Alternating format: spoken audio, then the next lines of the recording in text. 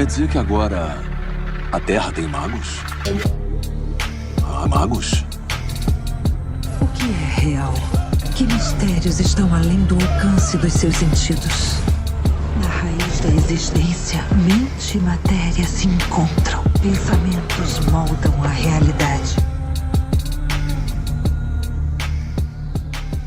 Diário Mágico.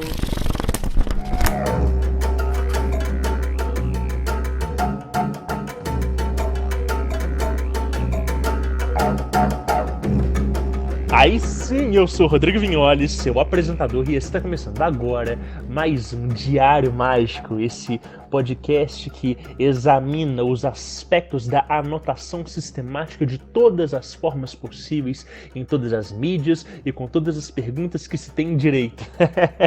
E para além do nosso Diário Mágico, essa semana é semana de live. Sim, nós temos a 13ª edição do Páginas Abertas e dessa vez nós vamos falar sobre reencantamento do mundo.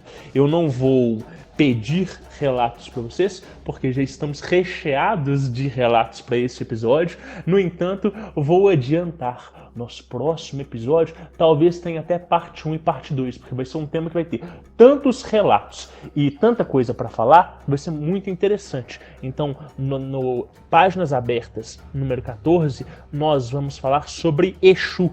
Nós vamos falar sobre entidades de esquerda, né, dentro da Umbanda, da Quimbanda, Candomblé, mas principalmente também dessas experiências fora do cunho religioso e também no cunho magístico, né? São muitas as pessoas que já tiveram contato com essas entidades por conta própria, né, que se apresentam em sonhos, que se apresentam em algum tipo de incorporação extraordinária, e eu tenho certeza que todo mundo tem algum tipo de história, né? Todo mundo que mora no Brasil, que vive uma espiritualidade um pouquinho fora ali da religião convencional, já teve algum contato, alguma história, né, com Exu e Pombagira. Então, vocês fiquem à vontade para mandar relatos pra gente no DDD 31 97537 5123, ou então mandar por e-mail lá no contato@diariomagico.com.br. Esse programa vai ser muito legal, vai ser muito sensacional.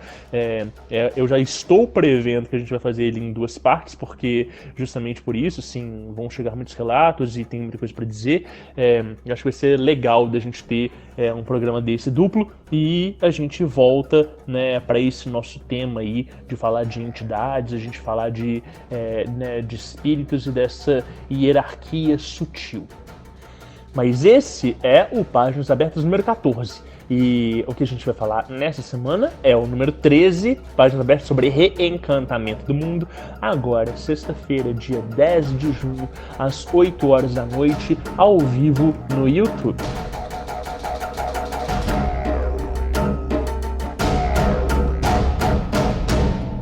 Eu preciso dizer também que o Páginas Abertas, bem como o Diário Mágico, só acontece por causa dos nossos queridos apoiadores, né? A gente tem um grupo secreto onde a gente tem plano de dominação mundial.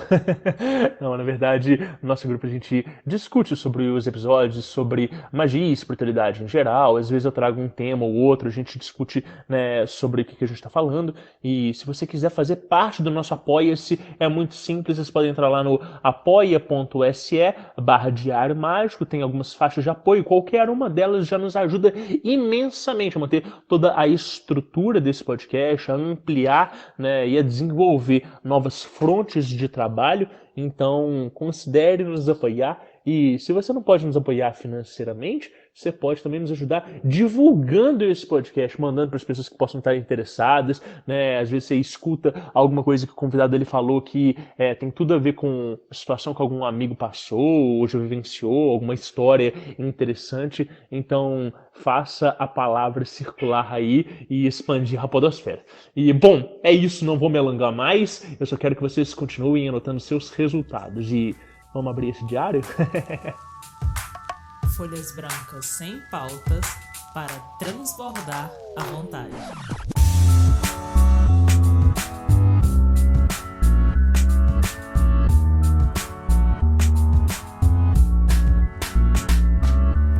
Aí sim! E aí, pessoal, hoje eu tenho o prazer de receber aqui a Fernanda. A Fernanda foi recomendada por um outro convidado, que é uma pessoa que eu gosto muito, que é o Rafael Salomão, né, o Fraterref 418, lá do nosso terceiro episódio. E aí a gente trocou uma ideia e eu falei assim, poxa, vai ser muito legal, vai ter muita coisa para acrescentar aqui no Diário Mágico. E, Fernando, quero te dar as boas-vindas, agradecer por você ter aceitado esse convite, né, e compartilhar um pouquinho das histórias que você já viveu aí na sua caminhada. É legal, Rodrigo. Eu que agradeço pelo convite. Fiquei até ansiosa quando o Rafael me falou.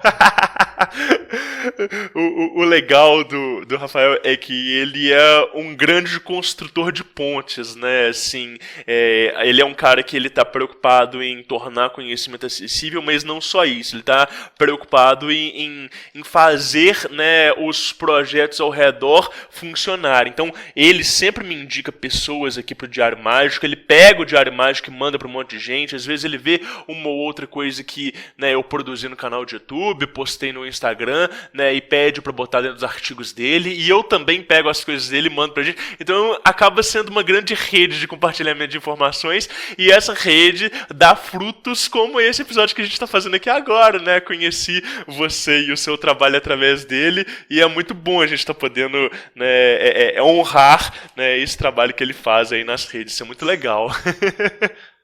Com certeza. Inclusive, eu te conheci pelo YouTube, porque ele me recomendou o seu vídeo sobre o RMP. Olha só, que me que ajudou legal, muito. que legal, que massa aí, tá vendo?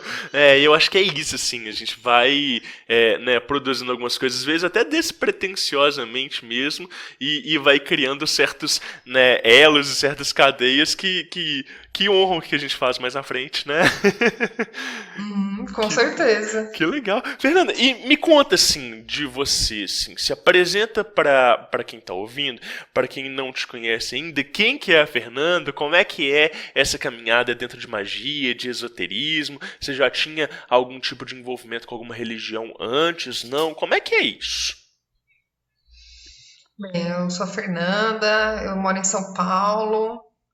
Tenho uma filhinha de 14 anos chamada Sofia. Legal. E eu sempre gostei muito de ler, né? Uhum. E eu cresci numa família espírita, principalmente, né? Meu pai é católico, minha mãe é espírita, e a gente ia muito em centros espíritas quando eu era criança e tudo mais. Então eu cresci lendo muito romance espírita. Sempre gostei desses assuntos, né? E quando eu cresci, continuei, fui expandindo um pouco, né, os temas das leituras, e acabei chegando na John Fortune, no Israel Regardie, que eu amo muito. Maravilhoso. E foi aí foi aí que começou esse interesse maior por me aprofundar, né, no ocultismo.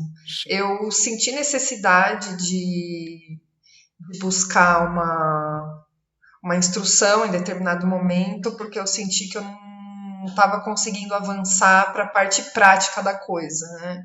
Eu estava muito imersa na teoria e lendo, consumindo muita coisa, só que eu não sabia como praticar direito, eu ficava um pouco insegura, né? Enfim, eu senti necessidade de alguém mais experiente auxiliando aí nessa caminhada. E eu acho que foi uma decisão excelente. Que legal. Essa transição, assim, do espiritismo para um esoterismo um pouco mais encorpado, ela foi difícil, ela foi estranha, tipo, aos olhos da sua mãe e tal, porque né, o kardecismo ele costuma ser um pouco conservador nas propostas dele, né, e às vezes não vê com bons olhos essas outras iniciativas. Isso de alguma forma né, foi incômodo, foi turbulento ou não? Foi natural?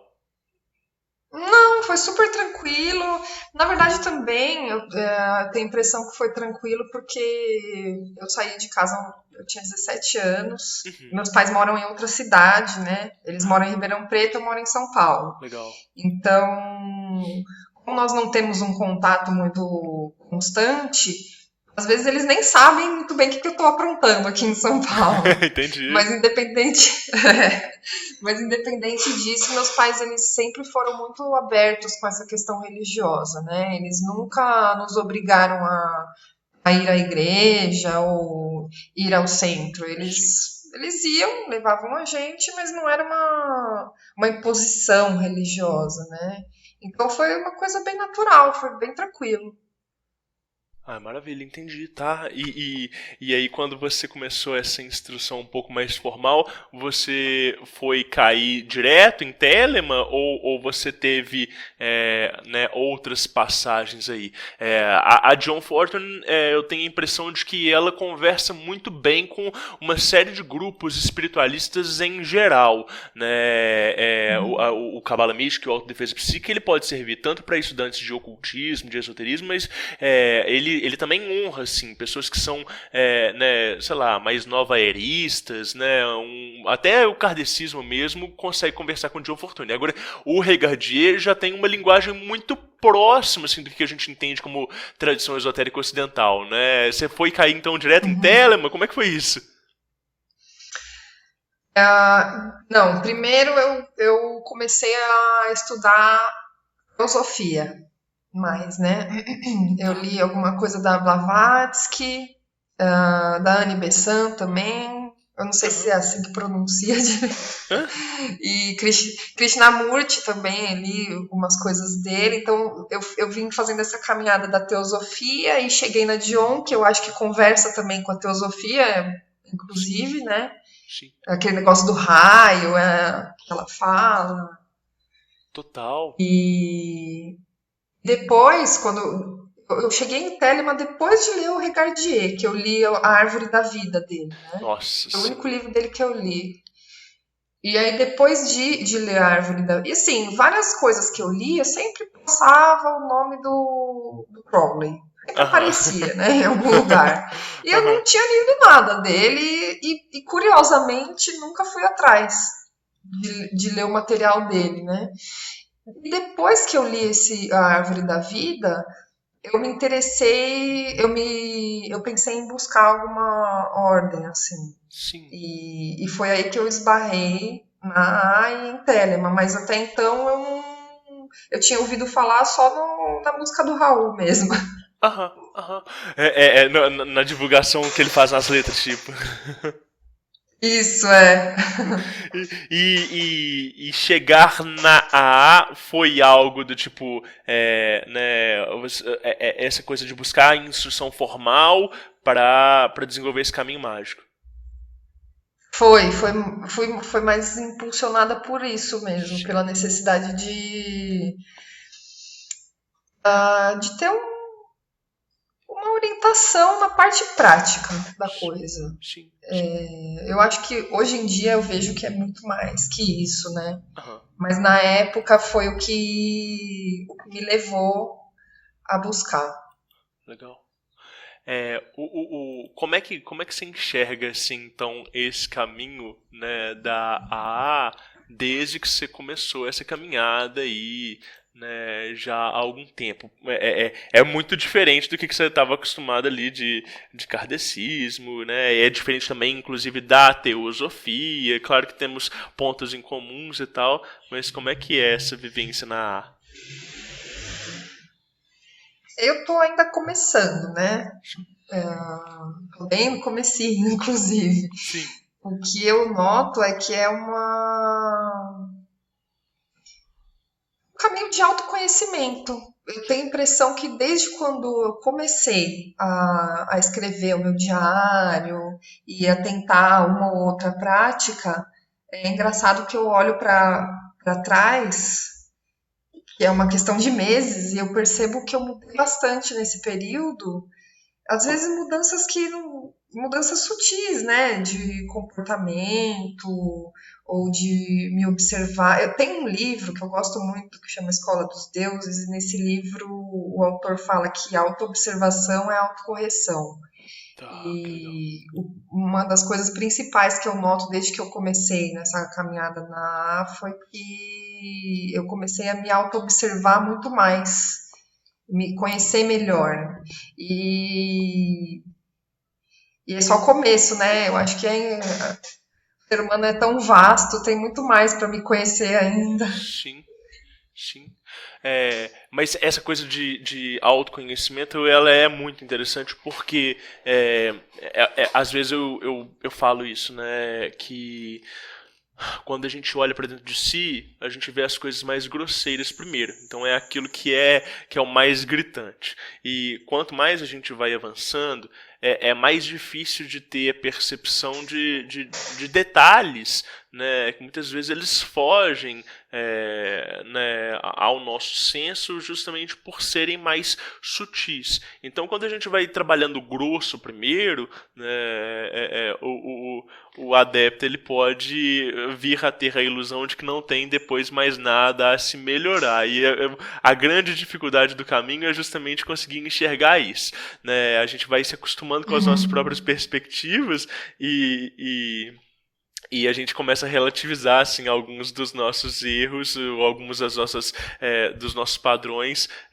acabando por dizer que aquilo ali é uma característica pessoal, né? Eu acho que esse caminho, essa parte do caminho do autoconhecimento é que ela é, né, delicada e difícil, né? E talvez por isso seja interessante ter, né, um instrutor ou ter um companheiro de jornada, uma outra pessoa ali que ela consiga nos apontar aquilo que foge da nossa percepção e, né, se nós nos acostumamos conosco mesmo, né, o outro que convive com a gente por muito tempo também pode se acostumar, né, e às vezes é por isso que é interessante ter né, uma instrução ou uma perspectiva externa e fresca que possa né, perceber e nos colocar aquilo que foge né, da gente, assim. Da nossa percepção. Isso. Eu tenho a mesma impressão. Eu acho mesmo que é bem assim, Rodrigo. É difícil a gente olhar para nós mesmos, né? Sim. Tem muita coisa que passa despercebida. Sim. E essa coisa, né,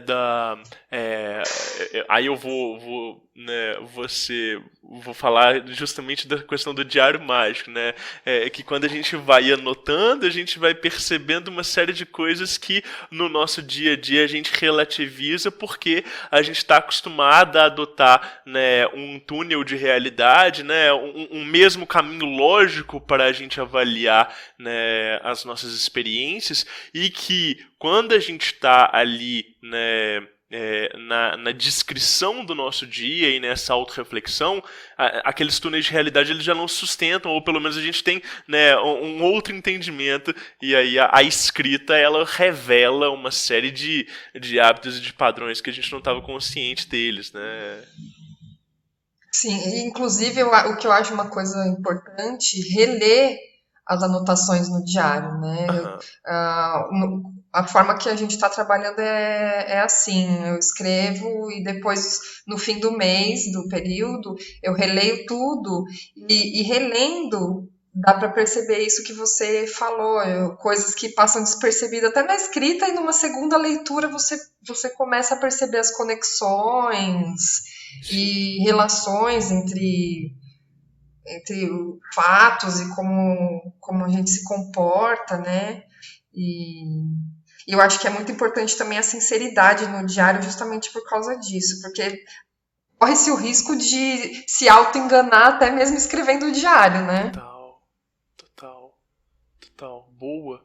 E essa coisa né, dessa auto-enganação no diário, ela é mais explícita do que a auto-enganação que a gente tem no dia a dia, né? Mas quando a gente escuta outras pessoas falando isso, e é por isso que eu gosto tanto, né, dos feedbacks que os ouvintes dão, né, a gente começa a ver que a gente está sendo desonesto com a nossa própria experiência, né? É muito comum a gente ver pessoas que enganam a si mesmo na própria vida. Então tem certas perspectivas que você fala assim, nossa, o fulano tá falando aquilo dali, mas ele não consegue ver que ele tá se auto-sabotando, então que ele tá relativizando uma parada que não tem nada a ver. Agora, no diário, é mais difícil de lidar com isso, porque a gente às vezes precisa ser muito cínico pra gente, né?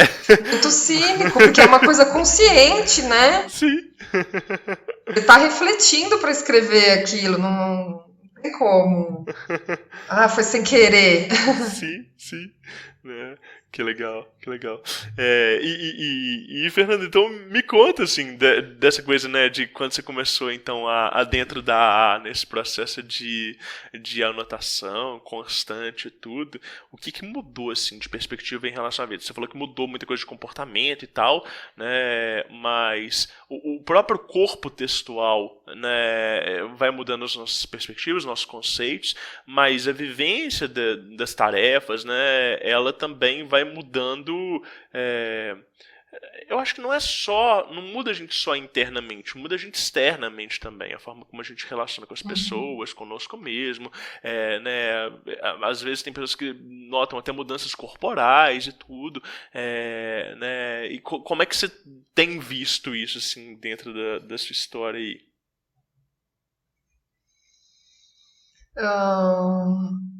Eu percebo que eu comecei a pensar mais antes de falar, e quando eu falo sem pensar, eu depois reflito e tento fazer uma análise honesta, porque eu sou uma pessoa que às vezes eu sou bem explosiva, né? É engraçado isso, porque todo mundo me acha calma, nossa, você parece ser tão calma, você é tão tranquila, mas de vez em quando tem uns rompantes e a escrita do diário tem me ajudado bastante a refletir sobre esse ponto, né, na minha vida, principalmente. Sobre algumas situações que me causam uma certa reatividade e aprender, né, o que me leva, às vezes, a ser reativa, como que eu posso lidar, às vezes, melhor com alguma situação que gera uma reação que às vezes não é muito legal. E eu tenho tido feedback da minha própria família, né, do meu marido, em relação a esse tipo de coisa. Acho que é principalmente isso. É muito recente, tudo ainda é muito recente para mim, na verdade, né? Então, num primeiro momento, é isso mais que chama a minha atenção. Eu acho que a coisa mais legal é justamente assim, o feedback que a gente tem de outras pessoas que não estão dentro da caminhada diretamente, né, mas que elas vão percebendo essas mudanças e a partir daí elas comunicam, elas trazem, né, esse entendimento, porque aí a gente vai vendo que esses efeitos eles não são, né, enviesados pela nossa própria percepção, né, eles de fato eles estão reverberando ali, né, em outros aspectos da nossa vida que não apenas o mágico e o espiritual. Quando no consultório, né, às vezes eu peço para as pessoas depois me falarem como é que elas se sentiram e perceberam e tudo, e sempre pergunto isso. E aí, como é que o seu companheiro, sua companheira perceberam, né, as mudanças? Alguém comentou alguma coisa? E frequentemente eu escuto isso. Pois é, então, né, fulano comentou alguma coisa comigo que eu não tinha me dado conta, e que depois que ele falou, é que a minha ficha foi cair, que realmente, nossa, eu tô muito mais calma em relação às coisas, então, nossa, eu tô muito mais presente, né, então, nossa, eu tô dormindo melhor. Às vezes tem pessoas que dormem e dividem a cama e não tem consciência do próprio sono, e aí quando o sono da pessoa melhora, o do companheiro ou companheira também vai afetar, né? Eu acho que o caminho, né, da espiritualidade e da magia, do ocultismo, se ele vai transformar a gente, ele vai também transformar as pessoas ao nosso redor, né? Com certeza. E de novo a gente cai naquele lance de uma outra perspectiva através do olhar do outro, né? A gente se vê refletido na outra pessoa recebendo esses feedbacks.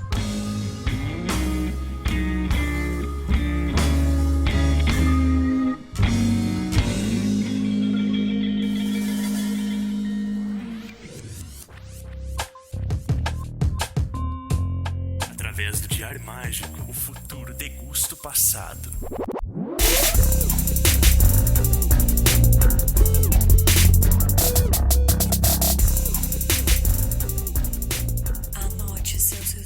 todos. E aí, Fernanda, eu tinha te pedido pra você pensar numa história que você quisesse compartilhar conosco e tal. E aí você falou assim: Rodrigo, já sei que história que eu vou contar no Diário Mágico e tudo. Que você pensou assim? O que você tem pra, pra compartilhar conosco? Ó, as principais atividades que eu estou praticando nesse período Sim, são o ritual menor e o ritual maior do pentagrama. sim. E aí eu decidi que eu ia fazer o ritual maior do pentagrama e ia invocar cada um dos elementos, né? Tá, legal. Então eu comecei pela água e depois foi, foi tudo bem, tranquilo, e depois eu comecei a fazer as invocações do fogo. E eu ficava por alguns dias fazendo a invocação desse mesmo elemento, né? Quando eu comecei a fazer as invocações do fogo, comecei a tossir, e sem motivo, assim. Tava bem, de saúde, tudo normal. Comecei a ficar com muita tosse, fui ao médico. Fiquei uma semana tomando remédio e nada da tosse passar. Era uma tosse bem forte. E minha mãe, ela trabalha com acupuntura e medicina tradicional chinesa, e ela veio passar um final de semana Que aqui com a legal. gente Ah, e preparou lá um protocolo para aplicar em mim para ver se melhorava a tosse. E aí, sim. quando ela fez a análise lá eu não sei muito bem como que funciona, né? Uhum. Ela disse que eu tava com fogo no pulmão. Por isso que eu tava com aquela tosse e tal. E daí fez a acupuntura, a tosse continuou, não adiantou nada. Sim. Passou uns dias, começou a surgir um vazamento na cozinha de casa, um baita de um vazamento, parecia uma cachoeira no teto da cozinha. E, e depois até o Rafael Salomão comentou que teve uma história parecida com o do Pet, Sim. quando estava fazendo Invocações do Fogo, né? Sim. Enfim, aí eu falei, e eu fiquei muito irritada, e isso foi uma coisa que eu percebi no diário. Ah, Relendo o meu diário, eu reparei que no período que eu estava fazendo as invocações do fogo, eu estava muito irritada, aham. muito sem paciência, estava briguenta, nossa, eu estava terrível. Sim. E pensei, eu vou parar de fazer essas invocações do fogo e ver o que acontece. Comecei a fazer as invocações do ar e aí a tosse desapareceu e tudo voltou ao normal. Oh, Enfim, que não legal. sei afirmar com 100% de certeza se foram as invocações, né? Sim. Mas foi bem louco. Uma coisa tá relacionada com a outra, mesmo que indiretamente, né? Mas que legal, e é legal isso, assim, né? De que uma pessoa de uma outra vertente, né? No caso, sua mãe, através da acupuntura, medicina tradicional chinesa, né? Conseguia avaliar essa coisa de excesso de fogo no pulmão,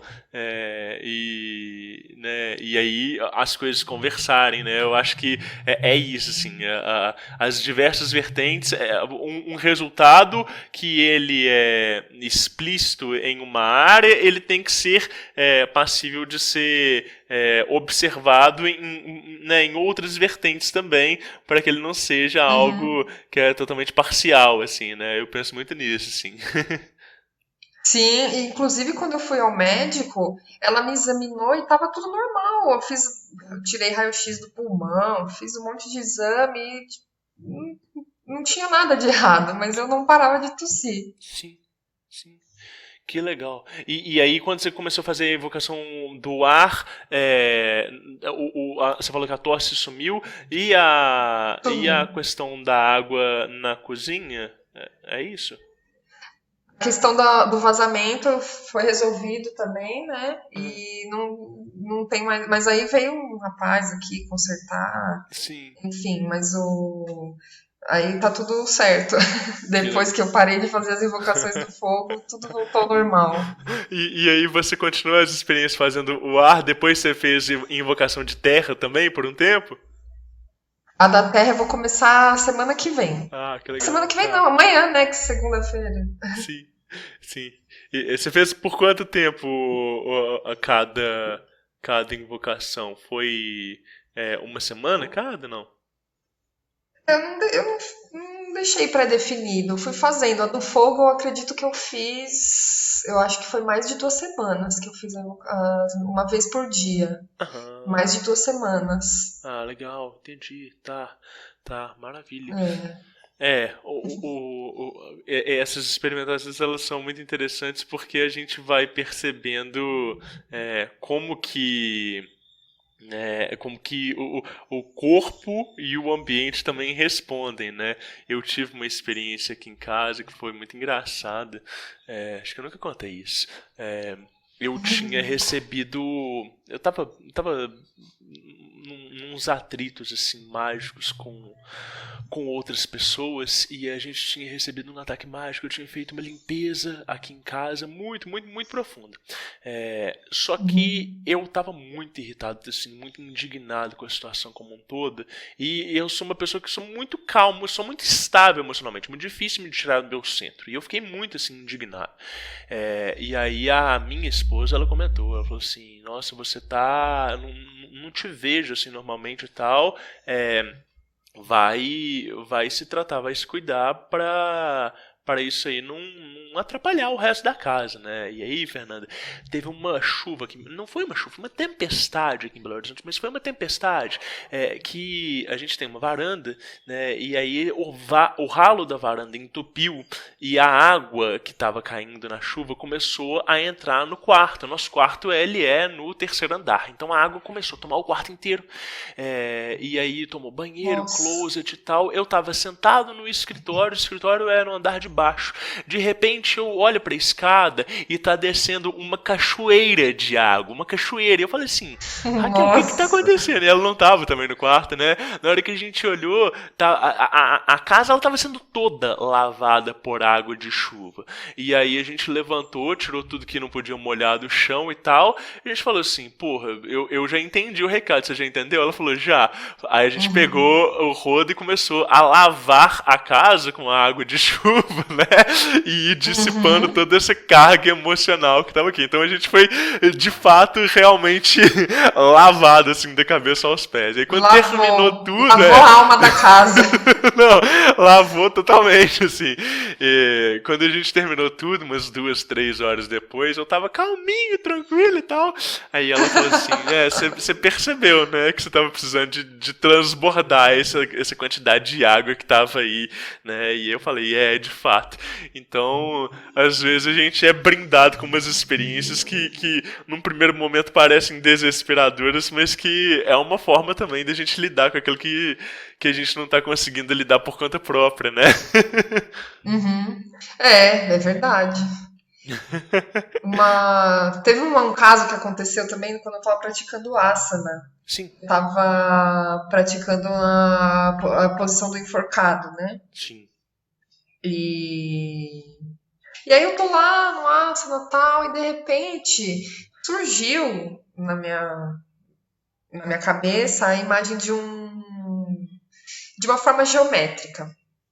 E essa forma geométrica, depois eu fui pesquisar na internet, era um icosaedro, que é um poliedro com 20 faces. E esse icosaedro, ele está relacionado com o elemento água, que é o elemento do pendurado, né? Eu achei bem interessante isso que aconteceu também, porque é uma figura que eu não conhecia e tampouco sabia que estava relacionada com esse elemento, né? Achei uma coincidência bem auspiciosa. Que bacana, tá? E isso era fazendo o asana do enforcado daquelas posturas de yoga que são recomendadas, não é isso? Isso, no Liberó. Tá. Acho que é Liberó, né? Não lembro agora. Acho que é. Também não vou saber dar certeza de Deve ser. Sim, mas e depois você teve outras assim visões de confirmação de posturas ou de meditações? Não. Não, não me lembro não. Assim, de vez em quando eu tenho um problema que eu sou muito Eu sou muito cética às vezes, eu fico achando que é tudo coisa da minha cabeça. Inclusive, eu tinha um psicólogo que ele falava pra mim, mas e se for tudo coisa da sua cabeça? E daí? Qual é o problema? Eu acho que eu tô imaginando e que não tem nada de sobrenatural Sim. acontecendo, né? Mas, no fim das contas, não tem como saber, né? É, eu acho, eu tenho muitas pessoas assim, né, como você, que às vezes tem essa coisa de ter um pé no chão muito forte. E eu sempre fui muito assim.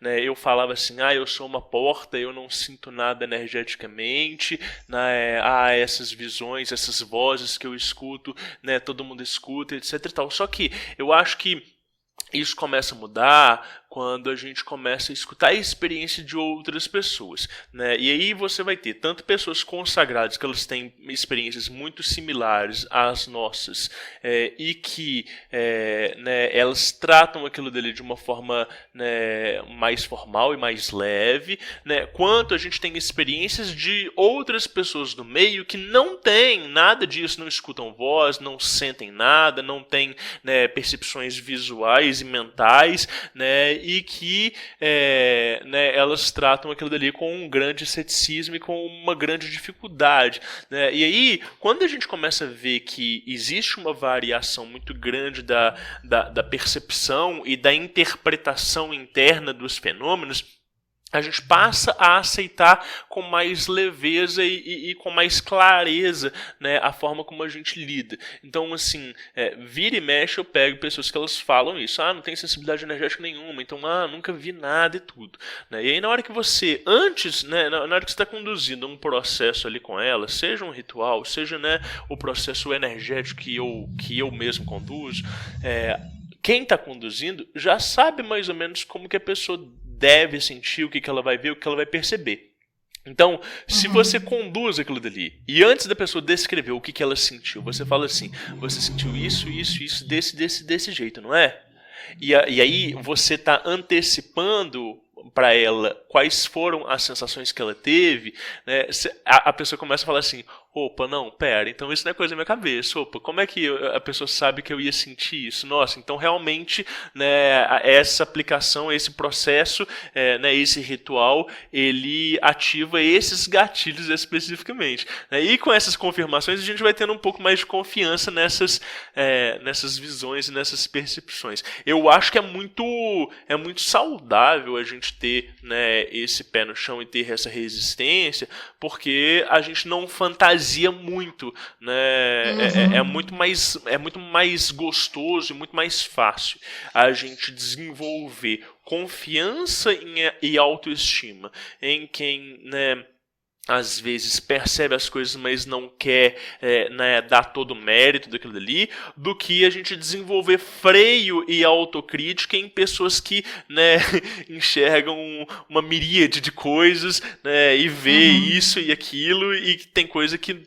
não tem nada a ver, e como é que você vai, né, de alguma forma desconsiderar a experiência da pessoa, né, frear e botar o pé no chão. Às vezes parece que você está né, interferindo demais, restringindo, né? Sim, né? E aí o que é restrição, o que é educação, o que é rigidez, né? E o que é espontaneidade, né? Eu entendo sim que dentro de um caminho de autonomia magística e de aprendizado é muito importante deixar que as pessoas tenham as próprias experiências delas, mas no que é um caminho de às vezes, né, uma educação mediúnica, né, e um trabalho interno um pouco mais severo, é importante que a gente dê esses feedbacks, que a gente refreie, né, e destile, né, aquelas experiências que ou elas não são reais, ou às vezes elas não estão sendo interpretadas de forma correta, né, e às vezes as pessoas elas podem se ofender e achar que isso é também um caminho de restrição, quando na verdade eu acho que é honestidade, né? E é também uma forma de caridade, de você conseguir conduzir uma interpretação um pouco mais lúcida, mais clara, não sei. Sim. Senão isso é um receio que eu tenho. Eu acho que um dos motivos de eu ficar com esse pé tão fincado assim no chão é que justamente eu tenho receio de cair num lance meio supersticioso, né? Que às Sim. vezes. Porque eu acho que é muito tênue, às vezes, a linha que separa o Sim. que é superstição do que é uma coisa que tá rolando mesmo, né? Enfim. Nenhum extremo é legal, né? Eu acho que é isso, assim, mas é isso, né, às vezes, né, Fernanda, o que a gente precisa definir é fazer mesmo a definição do que é fantasia, do que é superstição, né, do que é de alguma forma, né, esses alheamentos da realidade, para a gente também conseguir entender, né, se isso de alguma forma não é uma insegurança nossa, e se né, é por quê? Porque as minhas experiências não vão ser reconhecidas pelo outro, né, porque a comunidade ela não vai validar aquilo dali, porque a gente tem um entendimento de que né, a comunidade é muito rígida, e se por que a gente valoriza isso? Né? Aí a gente tem assim, eu tenho uma dificuldade muito grande com a galera ali que é mais nova era e que não tem tanto né, um rigor dentro das experiências, né? Então, eu canalizei o mestre tal, eu entrei em contato com a entidade fulano de tal, beleza. Eu não acho que isso seja impossível, muito pelo contrário, né? O que eu tento divulgar é que são coisas que são possíveis sim, que a gente tem essas vivências, mas o rigor na hora de anotar os nossos resultados e na hora da gente falar dessas experiências demonstra qual que é a seriedade que a gente, né, lida com cada um desses sistemas, desses meios, e eu acho que isso faz diferença para as outras pessoas que estão ao redor, né? Então, às vezes essa insegurança das nossas percepções, elas vão fundamentar uma prática muito mais sistematizada do que alguém que leva isso como algo completamente natural e fluido e fácil, né? Por isso que eu gosto muito desse meio nosso de anotação sistemática, né? E da forma da gente compartilhar as nossas experiências para entender se aquilo dali faz sentido ou não, né? Faz sentido isso? Total, isso foi uma das coisas que me atraiu também nesse rolê todo, o lance do método da ciência, né? E no fim a gente não vai acreditar cegamente nas coisas, a gente vai analisar o que está acontecendo, refletir sobre aquilo, comparar, enfim. É um trabalho bem minucioso até, né? O diário é uma ferramenta preciosa nesse sentido. Sim. Vamos falar de diário mágico então? Vamos, bora! Maravilhoso!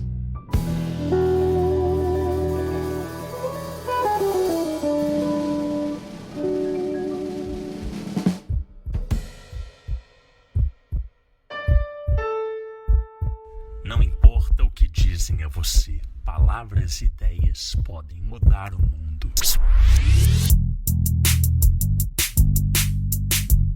Diário mágico. Fernanda, olha só, vou começar então com algumas perguntas para eu entender como é que é a sua prática, né? E eu queria saber de você se os seus diários, eles são físicos ou são digitais, como é que você, né, como é que você lida com essa mídia aí? O meu diário é digital, eu escrevo naquele, acho que é Google Docs que chama, né? Tá. Google Docs. Uhum. E eu achei essa forma ótima de escrever. Eu sempre fui uma pessoa de diários, né? Quando eu era criança, eu tinha meus diários lá com cadeado e tal. Sempre gostei muito de escrever. Tá. E agora eu comecei a escrever por meio digital, né, recentemente, e eu achei ótimo pela praticidade da coisa, porque às vezes eu tô na rua e me ocorre alguma coisa, eu já pego o celular e registro lá mesmo. Eu acho que fica bem mais rico. Pra mim, né? É uma coisa que funcionou bem pra mim. É a primeira experiência que você tem com diários digitais? É a primeira experiência. Tá. Legal. E quando você começou a anotar diários, né, anteriormente, sem ser um diário especificamente mágico, você começou por quê? Por ocasião de adolescência mesmo? Ou alguma outra. O que te levou, assim, a Não, começar a trabalhar dessa forma? na verdade, foi na infância mesmo. Eu tenho até hoje guardado um diário antigo, eu devia ter uns 8, 9 anos quando eu escrevia ele. E, pra falar a verdade, eu não lembro como que começou isso. Eu não sei, provavelmente eu devo ter visto em algum livro, aquela coisa de querido diário, né? Sim, sim. E como eu gostava muito de ler e de escrever, eu pedi para minha mãe, ela me deu de aniversário aqueles diários que vinham um cadeadinho, né, com uma chavezinha Legal. pequena. E eu escrevia coisas do meu dia na escola, como que eu estava me sentindo, mas não tinha uma regularidade como existe hoje, né? Eu escrevia de vez em quando, às vezes fazia desenho, era uma coisa bem mais. Era uma brincadeira, né? Não deixava de Era, ser. era trabalhoso, sim, né? Era uma coisa que você fazia mais por prazer ou você tinha, tipo, algum tipo de compromisso com aquilo dali, do tipo, preciso atualizar meu diário, não, tem muito tempo que eu não escrevo e tal. Não, não, era bem livre, assim, eu não Beleza. me cobrava em relação a isso, não. Tá, legal. Legal. E agora, quando você adota essa coisa do diário digital, o porquê que você escolhe assim? Você leu em algum lugar que era bacana? Ou você considerou as possibilidades previamente? Ou teve alguém que te deu a dica? Como é que você escolheu isso? Foi uma recomendação do meu instrutor mesmo. Ah, legal. Não foi uma recomendação, né? Ele mostrou quais eram as opções e tal, mas eu fiquei livre para escolher. Ele sugeriu só o programazinho mesmo, né? Legal. E, na verdade, eu não estava muito afim de fazer um diário físico, escrito mesmo, Sim. porque não ia ser nada prático. Eu queria mesmo algo que eu pudesse escrever em qualquer lugar, a qualquer momento. E me atendeu super bem nesse sentido. Me atende, né, super bem. Que massa, tá? E aí, por meio do Google Docs, você consegue escrever tanto no celular quanto no computador, assim, é isso que você falou, assim, você Uhum. consegue fazer entradas quando você está fora de casa. Isso, e consigo acessar também em qualquer lugar, né? Sim. No celular, no notebook. Essa coisa do Google Docs, ele mantém então um backup, né, por conta própria, porque a mídia não está gravada necessariamente localmente, então mesmo que, sei lá, ou dê ruim no computador ou perca o celular, aquilo ali vai se manter Uhum. em nuvem, é isso? Isso, fica gravado no Google Drive. Sim, maravilhoso, maravilhoso. Isso aí já é excelente, é, uma excelente diferenciação da mídia física, que se você perder o caderno já era. Sim, com certeza, é bem legal nesse sentido. Fernanda, quando você precisa de fazer um desenho ou fazer uma anotação mais elaborada, às vezes alguns caracteres que, né, não estão ali tão acessíveis e tudo, como é que você faz isso? Tem como fazer isso fácil? Como é que se maneja isso? Eu costumo colocar foto no meu diário, né? Legal. Eu gosto muito de fotografar, então. No Google Docs tem como você incluir imagem, foto, né? Já aconteceu também de eu fazer um desenho e tirar uma foto e colocar lá. Eu faço dessa forma. Agora, em relação aos caracteres especificamente, eu não tenho explorado muito. Eu uso o básico, assim, às vezes quando quero destacar alguma coisa, eu deixo em negrito, e... mas nada muito diferente do que tem disponível mesmo na ferramenta de texto, né? Legal. Essa coisa assim de anotar, né, quando alguma coisa te ocorre fora de casa é algo que, né, depende da ocasião. Então, ou seja, tem que ocorrer esse insight, tem que ocorrer essa observação e etc e tal. Mas você tem um horário específico para as anotações do tipo, anota todo dia de manhã, anota todo dia à noite, anota, né, tem alguma coisa assim específica ou não? Eu tenho impressão que eu tenho impressão não, isso é um fato, né? O meu diário ele foi se modificando ao longo do tempo. Tá. Quando eu comecei a escrita do diário, eu costumava fazer anotações, é, não sei se é em tempo real, mas eu escrevia de manhã, à tarde e à noite. Eu até separava por horário as anotações, né? E aí, com o tempo, isso começou a me tomar muito tempo, né? Esses registros. Então, hoje em dia, eu escrevo geralmente à noite, mas coisas que eu considero que são muito relevantes, eu escrevo no momento que me ocorre, para não Legal. esquecer, né? Para não perder nenhum detalhe daquilo. Mas Legal. o geral mesmo eu costumo fazer à noite. Nossa, de manhã, tarde, noite é puxado mesmo. Então, Ah, não, tava demais, muita coisa. sim.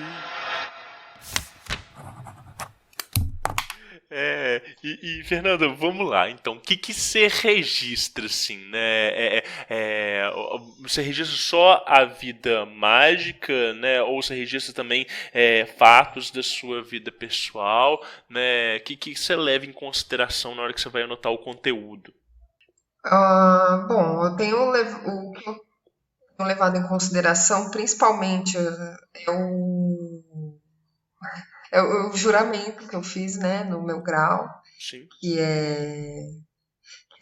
que tem a ver justamente com me conhecer. Então, eu sim. penso que se eu escrevesse somente a respeito das práticas, que eu ainda estou aprendendo como faz, não ia ser uma coisa tão rica e eu não ia conseguir é, essa percepção de mim mesma. Sim, Então, eu costumo escrever muito no diário. Meu diário é legal. enorme, tem muitas páginas, porque eu escrevo como eu estou me sentindo no dia, eu escrevo coisas que acontecem em relação à minha interação com a minha família, eu escrevo sobre mim. Tem uma seção lá que eu criei que é só para eu escrever coisas que às vezes eu não. Sabe aquelas coisas que às vezes a gente quer esconder da gente Sim, mesmo? sim, claro. O- Aí eu costumo escrever isso também com uma certa regularidade. Nossa, eu escrevo muito no diário, eu escrevo sobre tudo. Que legal, tá. Não é só sobre as práticas. Aham, eu sinto exatamente como você, assim, de que trabalhando dentro dessa egrégora que envolve autoconhecimento e envolve, né, percepção de si, é impossível da gente se ater só, né, a rituais, né, não é um livro das sombras, não é um grimório, é um diário, e o diário né, ele implica na gente trazer toda essa variável pessoal para dentro dele, né? Então, descrever eventos que nos ocorrem às vezes é muito mais importante do que a gente descrever, né, o funcionamento ali de como que foi o ritual menor do pentagrama naquele dia, o que a gente sentiu acontecer e tudo, né? Eu acho que é mais importante essas variáveis do dia a dia. Mas assim, você já se pegou não escrevendo ou não querendo escrever sobre algum tipo de experiência, ou por vergonha, ou por, nossa, isso aqui não precisa ser anotado, então, nossa, que é irrelevante. Já se deparou com esses tabus, ou com aquilo que a gente estava falando de sabotagem e tudo, ou não? Já, várias vezes. E aí? Já, várias vezes. Eu escrevi coisas que depois eu fiquei com vontade de apagar. Aham, Aí, uma coisa que eu costumo fazer, que eu percebo que eu sou assim. Às vezes eu escrevo alguma coisa e no momento que eu escrevi, pra mim parece que tá tudo bem. Aí aham, quando eu leio novamente, eu falo, putz, mas isso aqui eu acho que eu vou apagar. Aham. E aí eu comecei a colocar recados para mim mesma no diário. Recadinhos do tipo, Fernanda do futuro, não apague isso. Legal! Ah, E eu vou fazendo isso, porque se eu escrevi, algum motivo tem. Então sim, não é para pagar, né? sim. Eu procuro não fazer isso, mas já várias vezes também tive, às vezes, alguma coisa, algum sonho que eu fico. Porque, querendo ou não, alguém vai ler o diário, né? Sim. Mesmo que não exista nenhum julgamento a respeito do conteúdo, julgamento moral, nada, mas principalmente no começo eu tinha essa coisa de saber que alguém vai ler meu diário e tal, mas aos poucos eu fui me libertando desse receio, né? Não sei o que me leva a às vezes sentir essa vergonha ou a escrita foi melhorando, né, nesse sentido. Mas ainda hoje, às vezes, tem coisas que eu fico com vontade de apagar e eu procuro não fazer isso. Ter a consciência de que alguém vai ler o diário muda também a nossa forma de escrever, certo? Muda bastante.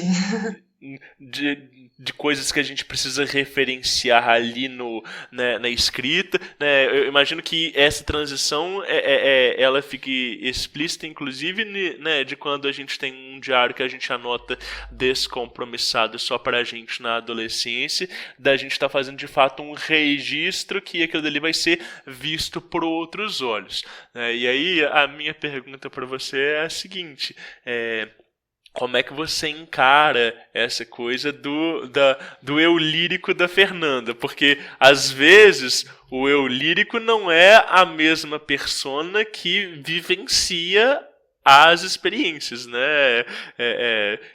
Quem está escrevendo, descrevendo ou olhando com aquela postura mais crítica é outra pessoa do que quem está, né, vivenciando aquilo dali. Como é que você enxerga assim, esse eu lírico? Ele é fiel? Ele é mais crítico consigo mesmo? Ou ele é, né, mais benevolente? Como é que você enxerga essa postura da autora?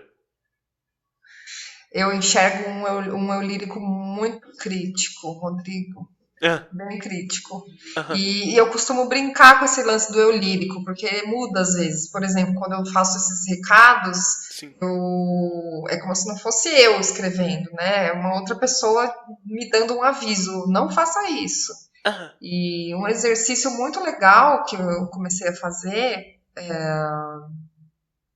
eu já tinha lido sobre isso, né, num grupo, e o meu instrutor também tinha falado sobre, que é escrever como se fosse uma outra pessoa, ao aham, invés de escrever em primeira pessoa, né? sim. Então, o que eu tenho feito é, quando eu faço essa leitura geral no fim de um ciclo, de um mês, eu escrevo comentários como se fosse outra pessoa que leu o meu diário e estivesse me dando um feedback, né? Eu mesma me dando um feedback como se fosse uma outra pessoa.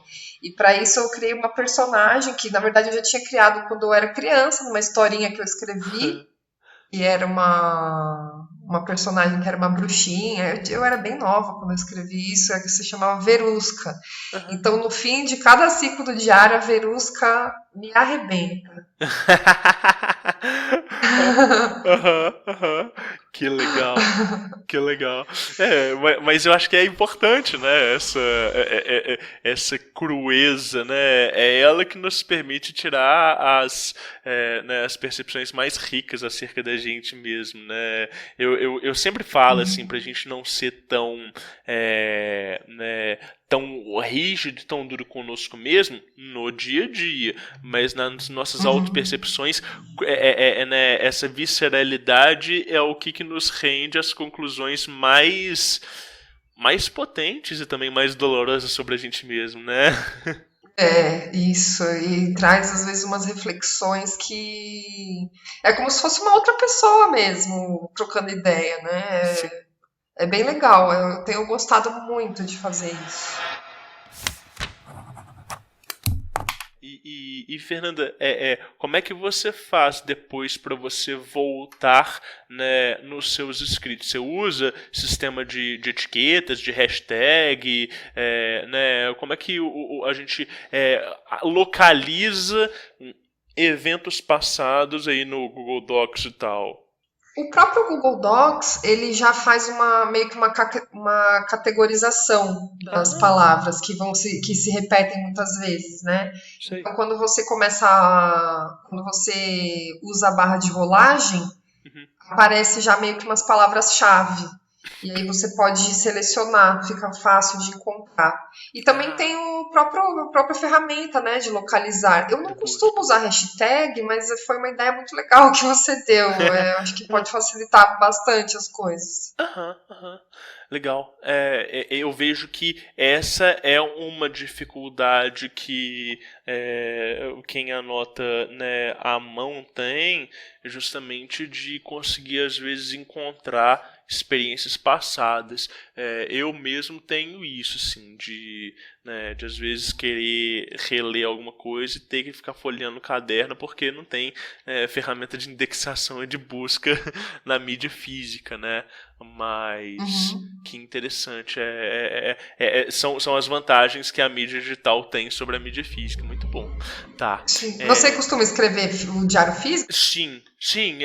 O meu é tudo na mão e eu nunca nem tentei fazer a mídia digital porque eu já tinha esse costume. Hoje eu tenho assim eu uso um diário por ano, então eu tenho aí acho que uns 6 ou 7 diários, né, que eles ficam empilhados. Eles não gastam tanto espaço na estante, mas eles gastam tempo na hora de reencontrar certas experiências.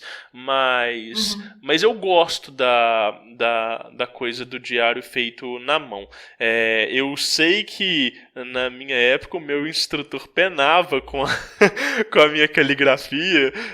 Eu tinha que tirar foto e mandar para ele, às vezes traduzia aquilo dali. E foi muito legal, porque o meu período de probação foi um período de adequação da caligrafia. Então eu tinha que estar prestando atenção, eu tinha que estar muito presente quando eu estava fazendo as anotações, justamente para a letra não entrar num automatismo. Então aquilo dali também era um exercício de meditação sobre as situações, sabe? Né? E aí ele ia avaliando, né, a mudança da minha letra, né? Então teve isso sim também, essa modificação, inclusive, né, a nível de escrita, sabe? Que legal isso. Muito legal. É isso. Tem vantagens, os dois métodos têm as suas particularidades, têm as suas vantagens. Eu não sabia das vantagens do digital até eu começar a fazer esse programa e escutar tantas pessoas trazendo essas perspectivas.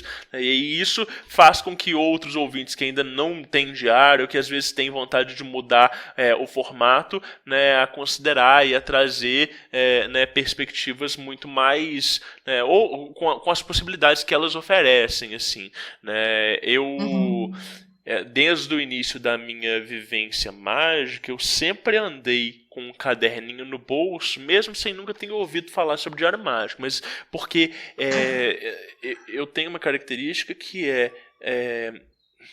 eu tenho insights muito fortes que eles vêm por gatilhos do nada. Então, assim, era muito comum eu estar, sei lá, no trabalho e aí de repente vem um download do tipo, então o ritual que você vai fazer tem que ser desse jeito, dessa forma e tal. E se eu não anotava, eu esquecia, eu perdia, eu ficava super frustrado. Então, aqui em casa tem uma gaveta só desses caderninhos de bolso antigos, sabe? E aí, depois que eu passei para essa coisa da anotação do diário de manhã e de noite, isso reduziu drasticamente, o que não quer dizer que eu não use o Notas do celular e que não tenha, assim, 1.300 notas anotadas, sabe? É padrão, né? É padrão, exatamente. E Fernanda, me fala uma outra coisa aqui.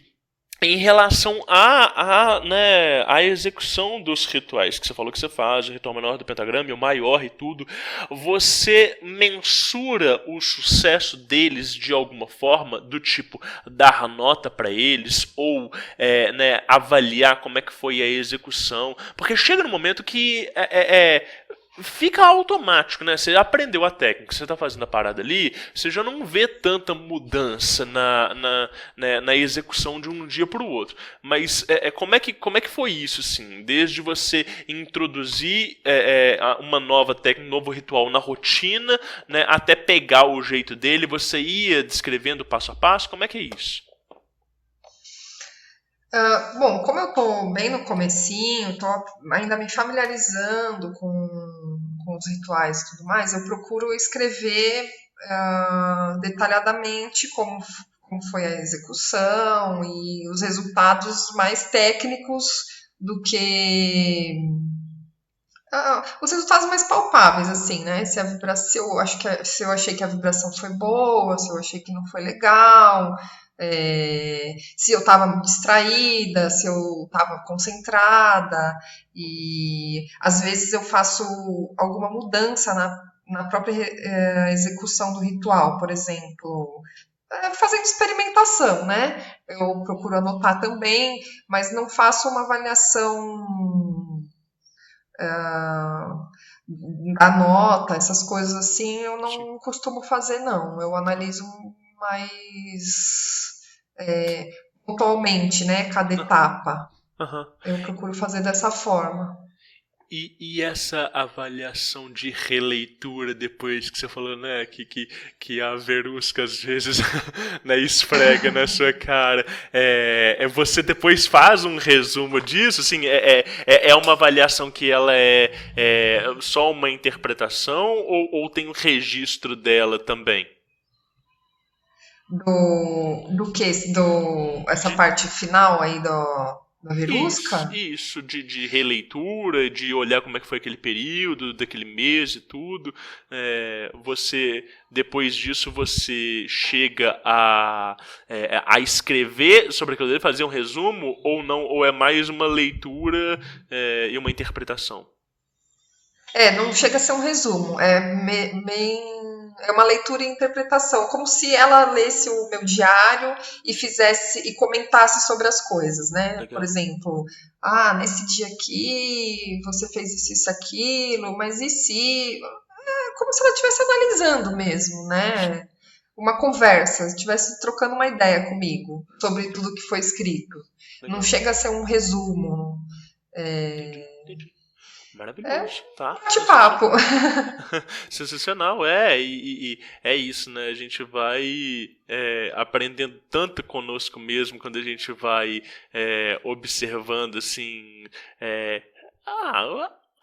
os nossos comportamentos desde sempre, né? A gente se dá conta de que a gente tem um comportamento que ele às vezes nos seguiu a vida inteira, que a gente nunca nem percebeu e que a partir da prática do Diário Mágico a gente tem ali uma possibilidade de mudanças, uma possibilidade de apreciar às vezes, né, certas posturas nossas, né? Eu acho que é muito recompensador, não sei como é que se enxerga isso, mas eu gosto muito de avaliar isso e o que eu gosto né, reconhecer e pontuar, e o que eu não gosto mudar e transformar, é uma coisa que me traz muito prazer.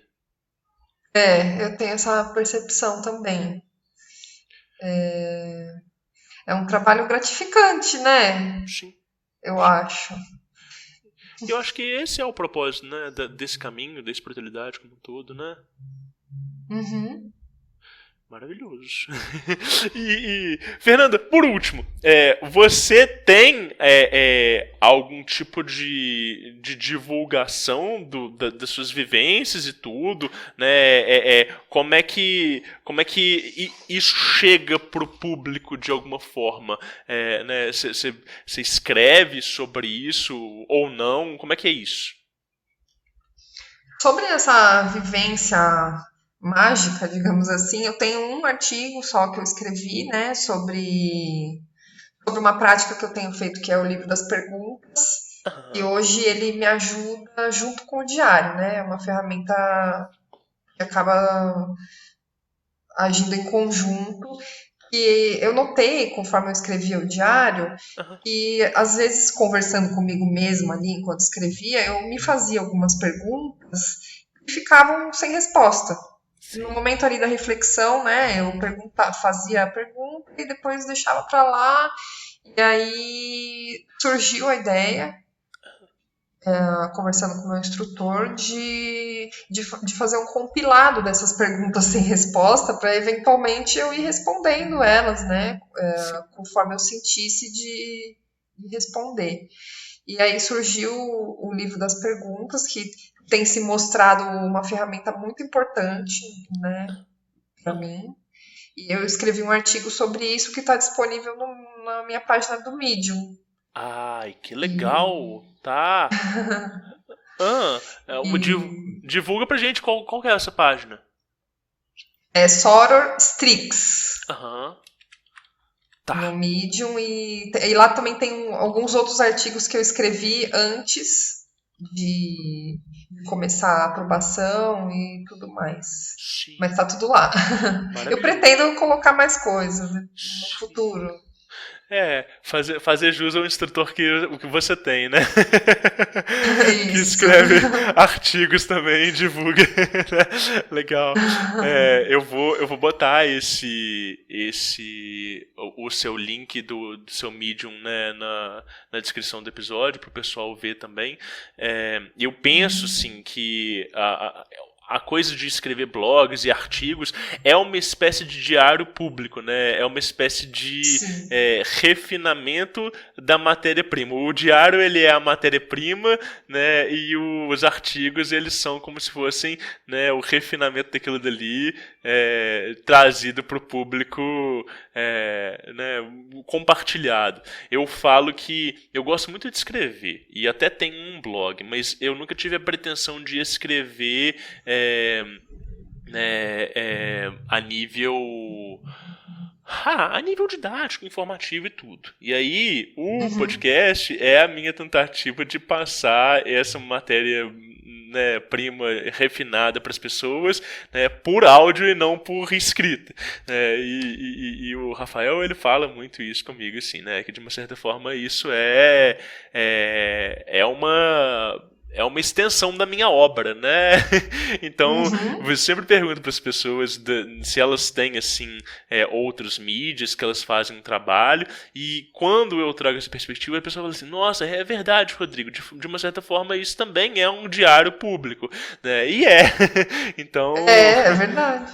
né, é uma forma da gente enxergar por um outro prisma aquilo que está sendo feito e tal. É bem isso, eu tenho essa impressão também. E, nossa, escrever é uma coisa que eu sempre amei. Sempre fui dos blogs, já tive acho que uns 3 blogs ao longo da vida Sim, e sim, hoje parei no Medium. que Mas legal. é uma extensão. Maravilhoso, maravilhoso. Tá, Fernanda, e por último, para o ouvinte que nos escutou até aqui, dá um conselho em geral para quem está empreendendo a caminhada mágica e tudo, né? O que as pessoas podem aprender em geral, ou um conselho que seria interessante de se observar dentro da caminhada mágica. Bom, acho que o conselho que eu quero passar é que ser sincero consigo mesmo. E às vezes pode ser difícil, pode ser doloroso, mas que no fim das contas vale muito a pena. Legal. Eu acho que o conselho é esse. Sim, maravilhoso. E tem tudo a ver com o que a gente falou aqui hoje, né? Às vezes ser exatamente essa grande diferença entre um aprendizado e uma sublimação, né? É, exatamente. E às vezes eu acho que a gente, o fato de saber que uma outra pessoa vai ler o diário, às vezes a gente tenta, né? Não Sim. sei, disfarçar. Disfarçar isso, alguma coisa, só que aquela pessoa não tá lá pra te julgar, então no fim das contas você tá enganando a si mesmo, você não Sim, tá disfarçando nada pro outro, você tá se disfarçando pra você mesmo, sim, então vale a pena. ótimo, Acho ótimo. que quanto mais sinceridade nesse processo todo, melhor. Maravilhoso. Por último, Fernanda, você falou do link do Medium. Tem mais algum link que você queira divulgar? O pessoal gostou, né, de ouvir a Fernanda no Diário Mágico, quer conversar um pouco mais? Tem algum outro lugar ou algum endereço de e-mail ou não? Ou lá no Medium mesmo as pessoas encontram todas as informações? Como é que o pessoal te encontra? Tem o meu Instagram, que é a_Femunhoz. Uhum. E eu acho que o Instagram é a principal ferramenta, assim, para me encontrar.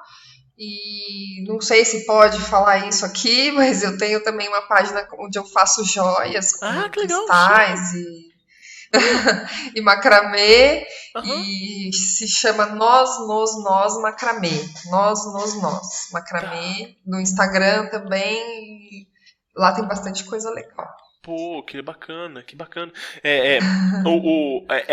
Esse trabalho artesanal de vocês, ele também tem esse envolvimento mágico, assim? Você tem essa pegada um pouco mais mística nessas joias? Não, como é que é isso? Sim, sim, eu acredito muito nas propriedades dos cristais, assim, Legal. energéticas, né? E eu desenvolvo esse trabalho junto com meu marido e, e às vezes aparece uma pessoa querendo uma pessoa que está meio desanimada. Recentemente, uma moça comprou uma peça com a gente, era uma peça laranja, né? Aham, E ela disse que ultimamente ela estava sentindo uma conexão muito forte com a cor laranja e tal, e de repente ela começou a consumir roupa laranja, tudo laranja. aham. E aí, conversando, eu perguntei para ela se ela estava se sentindo desanimada ultimamente, enfim. No fim das contas, a gente chegou numa conclusão lá que essa coisa dela com laranja tinha a ver com uma série de frustrações que estavam acontecendo com ela em questões profissionais e tudo, né? Sim. Então, esse trabalho tem essa pegada, às vezes, meio mística mesmo. Que legal, que legal. Ai, maravilhoso. Sou suspeito pra falar porque adoro também. E uso muito cristal no meu trabalho. Maravilhoso. Vou divulgar, vou deixar também no link na descrição do episódio. E o pessoal pode conferir depois o trabalho de vocês lá no Instagram, então. Ah, legal. Legal. Fernanda, muito obrigado pela disponibilidade e por compartilhar com a gente, né, um pouquinho da sua história, das suas vivências aí. Foi muito legal o papo. Ah, eu que agradeço o convite. Eu fiquei super feliz de participar. Tava me sentindo um Pô, pouquinho insegura no começo, mas deu tudo mas certo. eu falei que na hora que o papo engrena, a gente fica empolgado e vai soltando, né? É verdade. Olha, você tinha razão. Eu tenho isso, assim, de às vezes soltar algumas histórias minhas aqui que depois eu falo assim, nossa, eu contei isso mesmo, caramba e tal. Mas eu acho que é importante, porque se deixar eu também não falo nada e vou guardando tudo. Eu costumo ser muito discreto com as minhas coisas, né? E aí, se eu não falo nada, ninguém conhece. Acho que o propósito é justamente compartilhar. Então, que bom que foi É. leve, que bom que foi legal. Ah, eu amei participar. Muito obrigado e ó, fique esperto que no futuro eu te chamo de novo pra gente trocar mais ideia. Eba, bora, pode chamar. Sensacional.